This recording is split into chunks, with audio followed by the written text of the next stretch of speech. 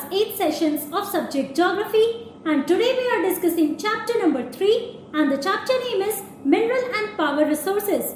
This is your 12th session. तो बच्चों हम लोग क्लास 8 का सब्जेक्ट ज्योग्राफी डिस्कस कर रहे हैं और इसमें हम लोग चैप्टर नंबर 3 डिस्कस कर रहे हैं। चैप्टर का नाम है मिनरल एंड पावर रिसोर्सेज और ये आपका 12th सेशन है। So let's start with it. तो एक बार ब्रीफ रिकैप कर लेते हैं कि लास्ट क्लास में हम लोगों ने क्या क्या कंप्लीट कर लिया था and after that we will continue with our session. तो बच्चों लास्ट क्लास में हम लोगों ने अपना नया सब टॉपिक शुरू किया था that is non conventional sources of energy. तो हम लोगों ने सबसे पहले देखा ये non conventional sources of energy क्या होता है। सो बेसिकली दीज आर दो sources of energy that are renewable and also ecologically safe, right. तो हमने क्या देखा एग्जाम्पल में कि कौन कौन से एग्जाम्पल्स है non conventional sources of energy के।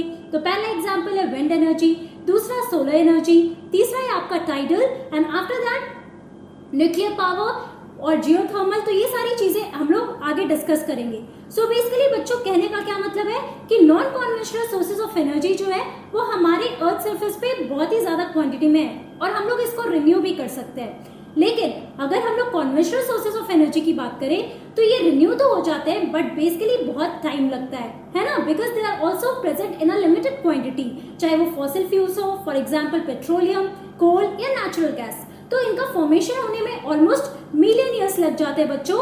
इसीलिए हमारे कंट्री में या फिर ऑल ओवर द वर्ल्ड हमेशा इस चीज के लिए अवेयर किया जाता है that we should use more and more non conventional sources of energy. और लास्ट क्लास में हम लोगों ने सोलर पावर के बारे में पढ़ा था, बेसिकली सोलर एनर्जी के बारे में देखा था कि किस तरीके से हम लोग सनलाइट के थ्रू और एक इलेक्ट्रिसिटी प्रोड्यूस कर सकते हैं। तो उसमें हमने क्या देखा था कि आज के डेट में सोलर सेल्स या सोलर पैनल्स यूज होते हैं बच्चों, जिसके थ्रू इलेक्ट्रिसिटी प्रोड्यूस होता है। और ये सोलर सेल्स क्या करते हैं, ये सनलाइट को या सन के हीट को ट्रैप करता है और उसके बाद इसी के थ्रू जो भी वायर से कनेक्शन होता है उसके बाद ये पावर ग्रिड्स में ये लाइन को कनेक्ट किया जाता है और उसके बाद सोलर हीटर या सोलर ड्रायर्स, इस तरीके से आप बहुत सारी चीजें हो बच्चों जिसमें हम लोग बेसिकली सोलर पावर को या सोलर एनर्जी को यूज कर सकते हैं, right. So basically heating purpose के लिए या लाइटिंग पर्पस के लिए सोलर एनर्जी को भी यूज किया जाता है, जो मैंने आपको लास्ट क्लास में बहुत सारे एग्जांपल्स के थ्रू भी बता दिया था। अब आज की क्लास में हम लोग विंड एनर्जी के बारे में बात करेंगे that is another example of your non conventional sources of energy. अब हम देखते हैं विंड से हम लोग कैसे एनर्जी या फिर बेसिकली इलेक्ट्रिसिटी प्रोड्यूस कर सकते हैं। Okay, so wind is an inexhaustible source of energy, right. So basically wind is also renewable source of energy जिसको बार बार रिन्यू किया जा सकता है और हमारे अर्थ सरफेस पे एम्पल क्वांटिटी में है ना। इसीलिए हम लोग क्या कहते हैं that wind is an inexhaustible source of energy जो कभी एग्जॉस्ट नहीं हो सकता है, राइट। नाउ यूज करते हैं हम लोग बच्चों, तो उसमें क्या होता है that the high speed winds it rotates the windmill which is connected to a generator to produce electricity. So basically ये जो windmills होते हैं बच्चों that is connected to a generator और ये generator क्या करता है it generates electricity और it produces electricity.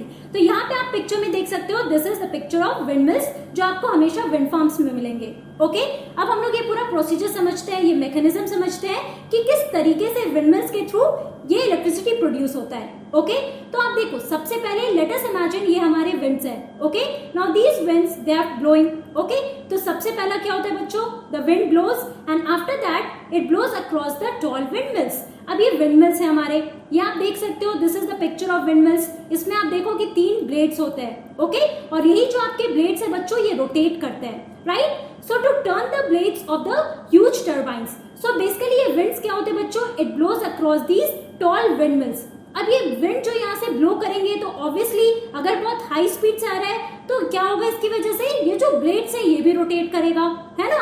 तो obviously with this high rate of the blowing wind the blades also rotate here, right. Now what happens because of this, so this turning of blade of these huge turbines it leads to the spinning of generators that generates electricity. अब मैं यहाँ पे आपको picture में दिखाती हूँ, देखो बच्चों ये आपके ब्लेड्स है। ओके, अब ये जो ब्लेड्स है ये मूव कर रहा है तो इसकी वजह से ये जो टरबाइन है ये भी मूव करता है और इस टरबाइन से ये जनरेटर कनेक्टेड होता है, राइट। अब ये जनरेटर क्या करता है बच्चों इट प्रोड्यूसेस इलेक्ट्रिसिटी जो फिर वापस से यहाँ पे आप देख सकते हो कि ये पावर ग्रिड से जुड़ा रहता है और इसी तरह आप देखो यहाँ से पूरा डिस्ट्रीब्यूशन होता है पूरे सिटी में। ओके, अब इस तरीके से आप देख सकते हो कि कैसे विंडमिल्स के थ्रू भी इलेक्ट्रिसिटी प्रोड्यूस होता है। तो आपको ये पूरा मैकेनिज्म यहाँ पे समझना होगा। This wind is blowing, okay, when the wind blows what happens as a result of this, ये जो भी ब्लेड्स हैं विंडमिल्स के, दैट इज आल्सो रोटेटिंग। अब ये रोटेट कर रहा है तो ये जो आपका टरबाइन है that is also rotating, okay.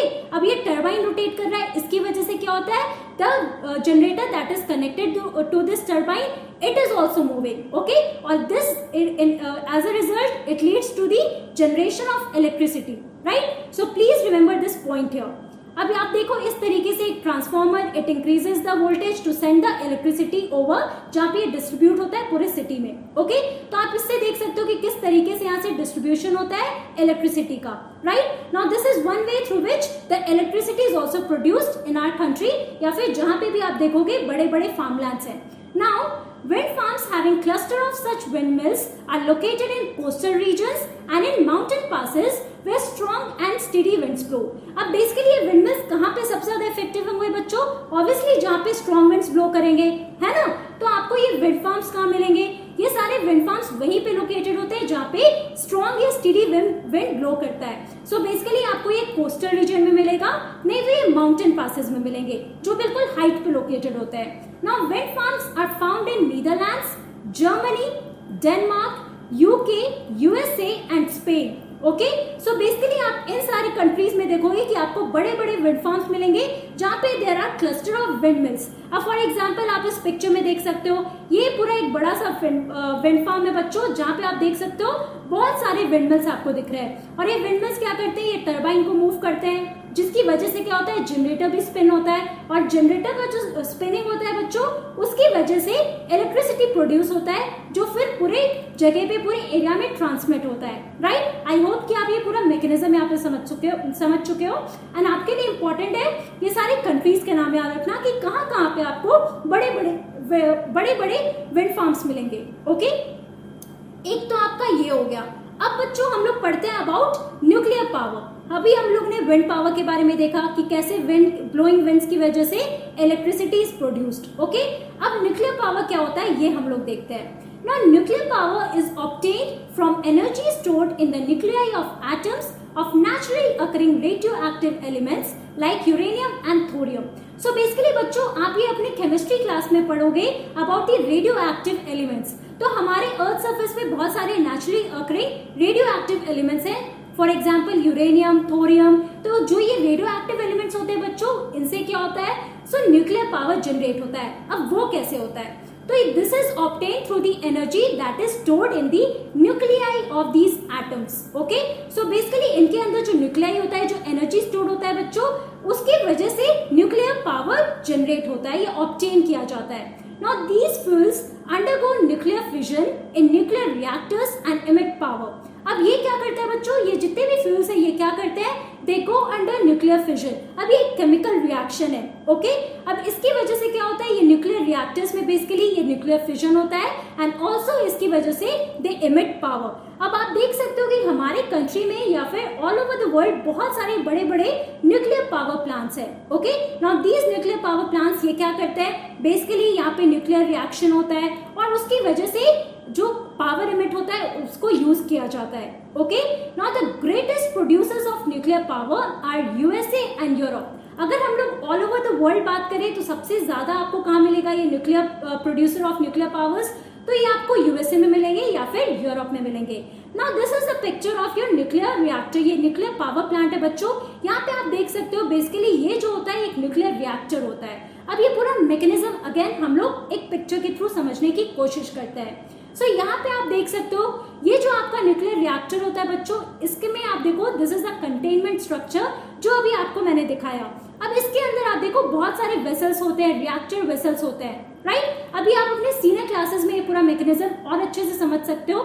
यहाँ पे जस्ट फॉर योर नॉलेज मैं आपको ये समझा रही हूँ। तो यहाँ पे आप देखो कि रिएक्टर वेसल जो होता है बच्चों, इसमें ये सारे जो एटम्स होते हैं, जो रेडियो एक्टिव एलिमेंट्स होते हैं, ये इसमें स्टोर्ड होते हैं, राइट। अब ये स्टीम जनरेटर है, तो ये पूरा आप देखो प्रोसेस होता है जिसके थ्रू ये टरबाइन के थ्रू जाते हैं, ओके। टरबाइन में ये पूरा पास किया जाता है एलिमेंट्स को, और उसके बाद ये जनरेटर से कनेक्टेड है। अब ये जनरेटर से कनेक्टेड है, तो जनरेटर का क्या काम होता है बच्चों? ऑब्वियसली टू इमिट पावर या टू जनरेट इलेक्ट्रिसिटी। अब इसके थ्रू आप देख सकते हो कि किस तरीके से इलेक्ट्रिसिटी जनरेट होता है, and also then it is pass through the whole area, it is transmitted through the whole area through this power grids here. Okay, now you can see this whole phenomena here, right? अगर हम लोग अपने country की बात कर रहे हैं और यहाँ पे जो न्यूक्लियर पावर प्लांट्स हैं, तो let us have a look at that. So in India, Rajasthan and Jharkhand have large deposits of uranium. तो अभी आप लोगों ने देखा बेसिकली कौन main two radioactive elements है बच्चों? तो एक यूरेनियम है और एक थोरियम है। तो अगर हम लोग यूरेनियम की बात कर रहे हैं कि हमारे कंट्री में आपको कहाँ पे मिलेगा, सो बेसिकली राजस्थान और झारखंड में बहुत ज्यादा लार्ज डिपॉजिट्स है यूरेनियम का। Okay, apart from that thorium is found in large quantities in the monazite Sands of Kerala. और अगर हमें थोरियम देखना हो तो थोरियम आपको सबसे ज्यादा कहाँ मिलेगा? So you will find in the monazite Sands of Kerala. Okay, इसके अलावा आप अपने एनसीईआरटी बुक में देखोगे बहुत सारे प्लेसेस दिए हुए हैं जहां पे आपको न्यूक्लियर पावर प्लांट्स मिलेंगे हमारे कंट्री में। So I will suggest you please have a look at those important places जहां पे न्यूक्लियर पावर प्लांट्स लोकेटेड है। अभी आपको मैंने थोरियम और यूरेनियम का बता दिया है कि हमारे कंट्री में यूरेनियम और थोरियम आपको कहाँ पे मिलेगा। So please remember these names कि कहाँ कौन कौन से स्टेट्स में आपको ये सारे थोरियम यूरेनियम मिल रहे हैं। ओके, और ये आपका पूरा मैकेनिज्म है जो मैंने आपको पिक्चर के थ्रू यहाँ पे समझाया है, राइट? तो बच्चों, आज की क्लास में हम लोगों ने क्या पढ़ा? In today's class we discussed about wind energy and nuclear energy. तो हम लोगों ने देखा किस तरीके से विंडमिल्स के थ्रू इलेक्ट्रिसिटी प्रोड्यूस होता है, right? The wind blows and obviously it leads to the rotation of the turbines. उसकी वजह से क्या होता है? द जनरेटर ऑल्सो स्पिन्स, और जनरेटर की स्पिनिंग की वजह से electricity is produced that is transmitted to the whole city, right? Apart from that हम लोगों ने न्यूक्लियर एनर्जी में पढ़ा।